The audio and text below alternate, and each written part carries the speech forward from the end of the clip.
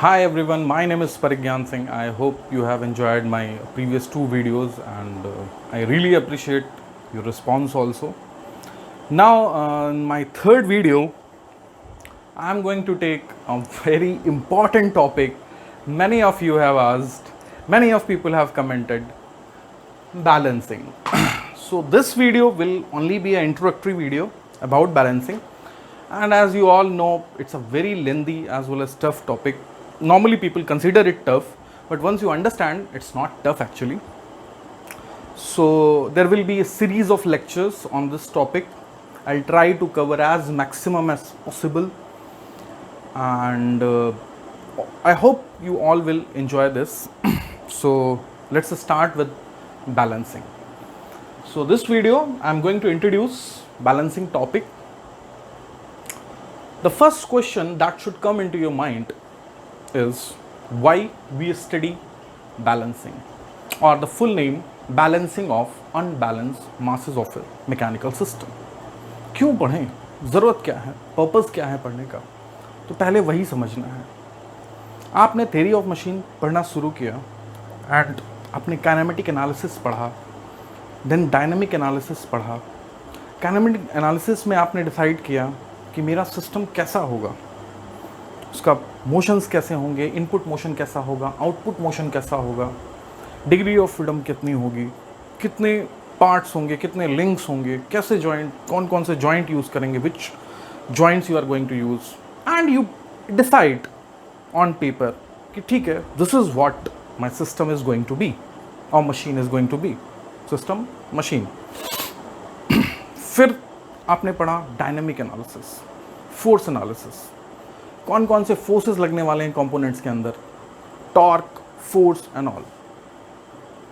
जब आप फोर्सेस के बारे में जान गए, दैट ओके माय सिस्टम और the parts of the system, the links are going to have these kind of compressive forces, tensile forces, torque, so many things. Then you go for rigidity analysis, where you decide what kind of material you are going to use for your components of the system. कैसे बनाएंगे आप उन systems को, किन material का बनाएंगे, क्या cross section रखने वाले हैं. So this is what you studied in dynamic analysis. अब kinematic और dynamic analysis के बाद आपने system बना के ready कर लिया. It is ready with you. So after that, your system, suppose this machine you have designed, this machine you have designed by kinematic and dynamic analysis, gear लगा के सब लगा के कर दिया, ready. But this machine you will install somewhere, कहीं रखेंगे इसको, you will provide supports. तो आपने मशीन को सपोर्ट में रख दिया. These are the supports.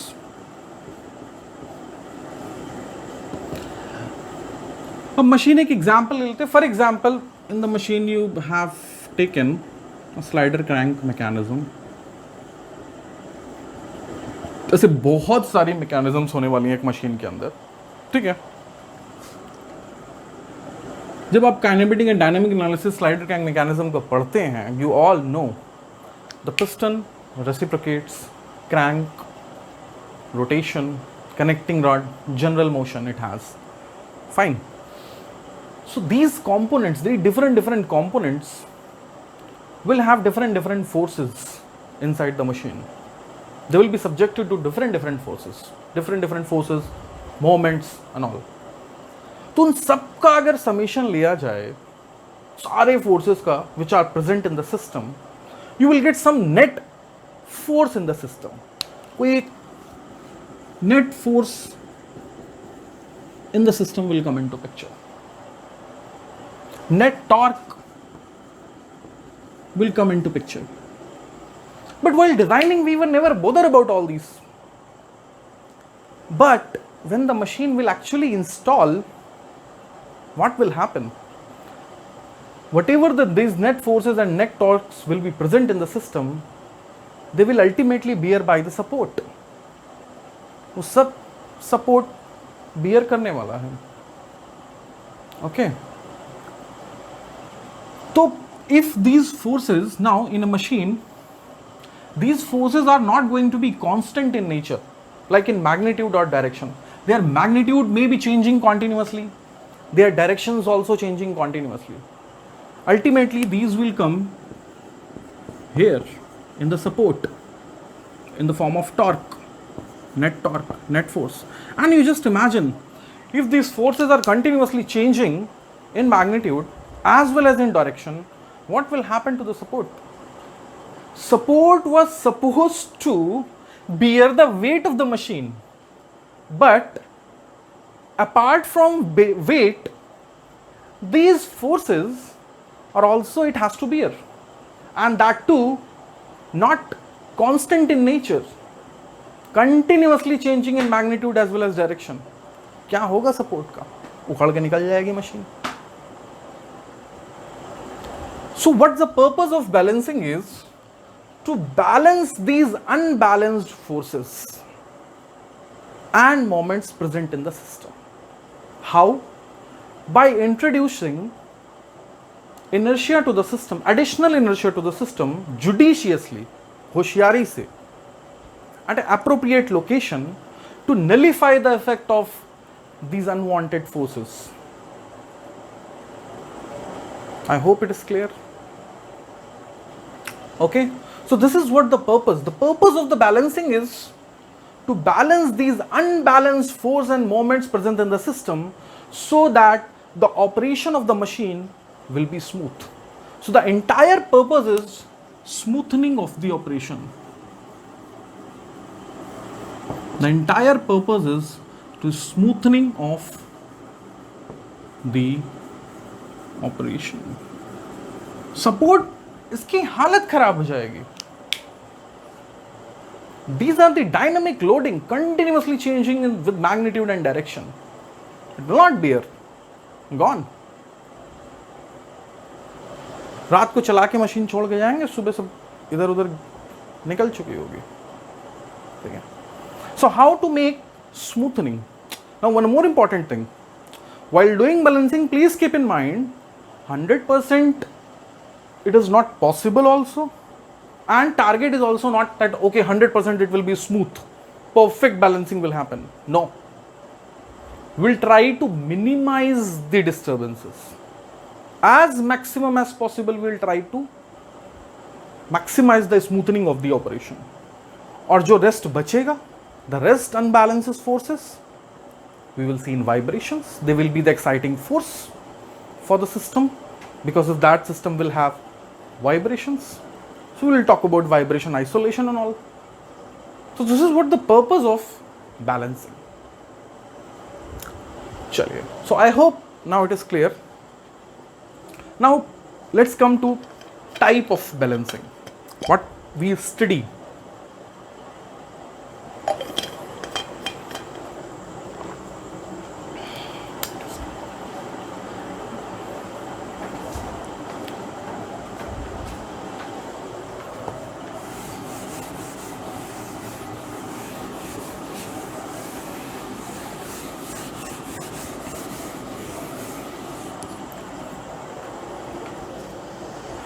What type of balancing we are going to study?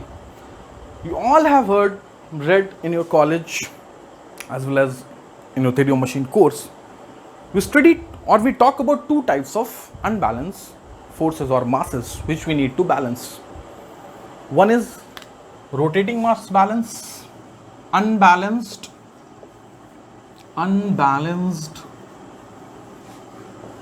rotating mass, unbalanced rotating mass balancing. This we need to balance. Another you study unbalanced reciprocating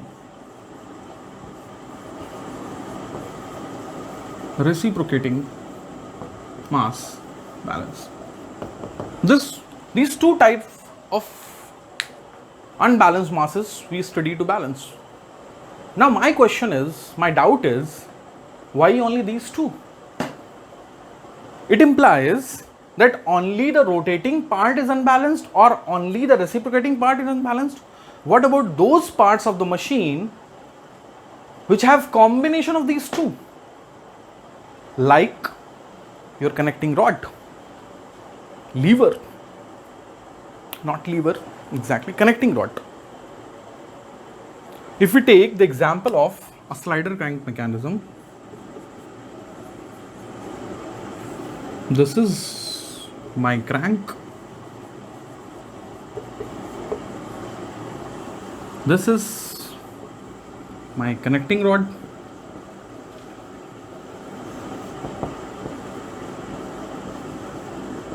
or coupler, this we call it coupler, which couple the input and the output link,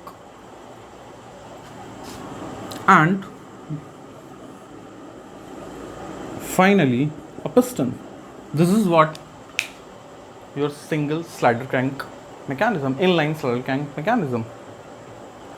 Why again and again I am taking this example? Because this is a very unique mechanism which is present almost everywhere. So very important. Now, in this mechanism, if you observe, your connecting rod, this connecting rod is undergoing pure rotation.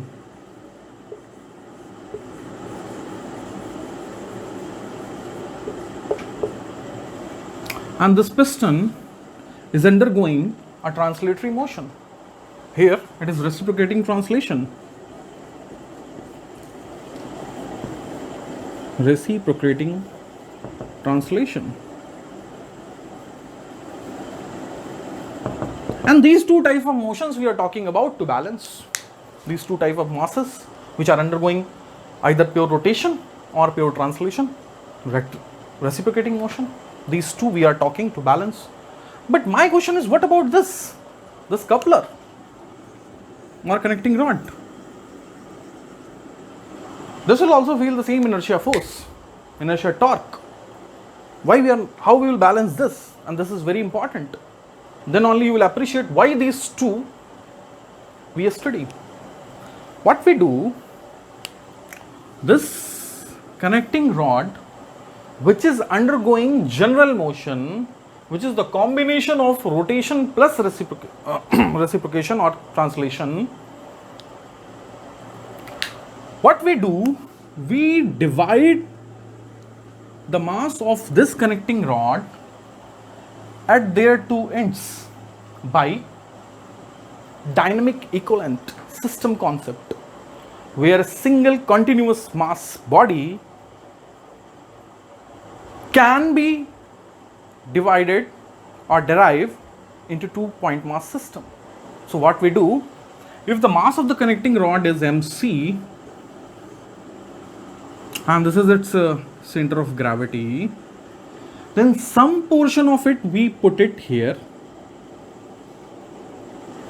at this end, and some portion we put it here at this end, MCA and MCB, such that MC of A and MC of B is equals to total mass of the connecting rod.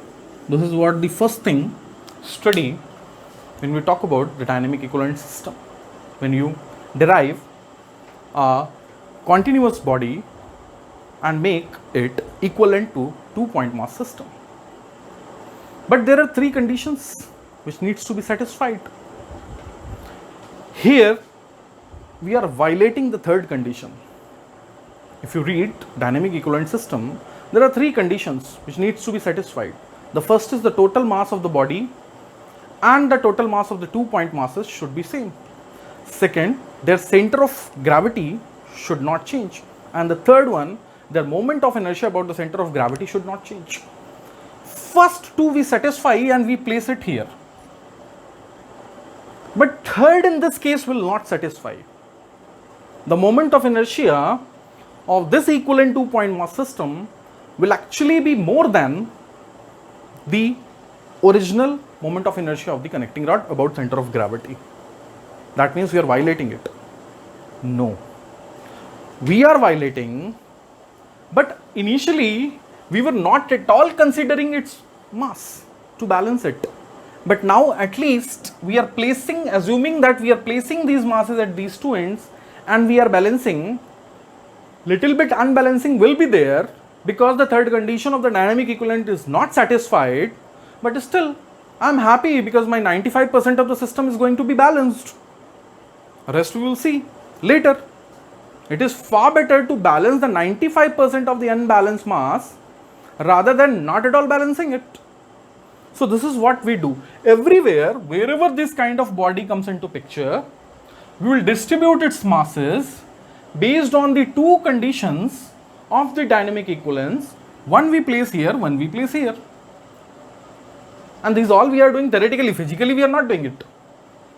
Now, the portion of the mass which has been placed here, this end, is undergoing pure rotation about the crank, pure rotation along the crank. And this mass which you have placed at the at the end of the connecting rod, where it is connecting with piston, then this mass is going to have a reciprocation. So now my total mass which is going to be undergoing to be rotation, m total for rotation, will be the mass of the crank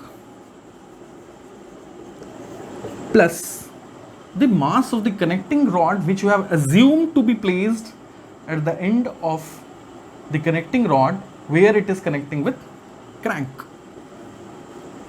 mc a. And that is why in all balancing problem, question always says the total unbalanced rotating mass of the system which you need to balance. It is not, it never say that unbalanced mass of the crank, it says total unbalanced mass, and that total unbalanced mass gives you the mass of the connecting rod also assuming at this end, as well as the mass of the crank. Okay. Now similarly, this portion is going to be under reciprocation. So here the total mass which is undergoing reciprocation will be the mass of the connecting rod placed at this end, MC, at the end B, this end, plus the mass of the piston. This will be the total mass which we need to balance for reciprocating unbalanced masses. So this is how we divide the general body in such a way that either we have unbalanced mass in pure rotation or we have unbalanced mass in reciprocation. And that is why you only study about unbalanced reciprocating rotating masses and unbalanced reciprocating masses. I hope it is clear now why we study only these two. Okay, so this is what the basic introduction of balancing topic. Later on we will take more videos on this topic and we will try to cover it very neatly and clearly so that you all will understand it and the so-called tough topic you all be comfortable. Thank you. Thanks a lot.